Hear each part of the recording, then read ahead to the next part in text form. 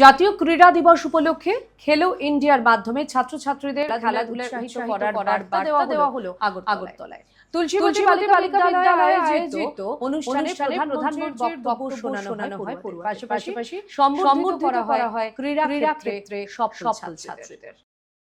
জাতীয় ক্রীড়া দিবস উপলক্ষে আগরতলার তুলসীবতী বালিকা বিদ্যালয়ে এক বিশেষ অনুষ্ঠানের আয়োজন করা হয়।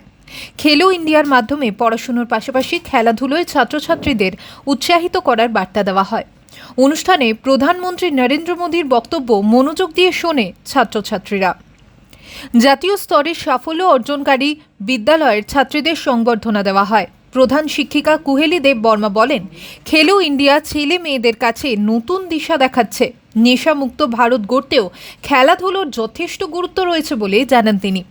অনুষ্ঠানে উপস্থিত ছিলেন এনএসএস প্রোগ্রাম অফিসার সোনালী চক্রবর্তী, এনএসএস অফিসার রাজু পাল সহ অন্যান্য ব্যক্তিত্বরা।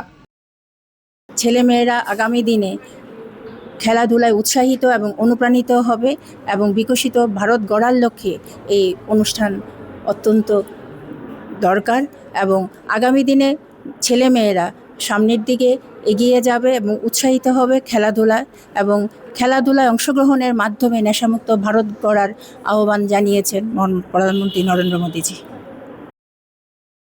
ত্রিপুরা থেকে দেবাশিস বোসের রিপোর্ট, সিএন ত্রিপুরা।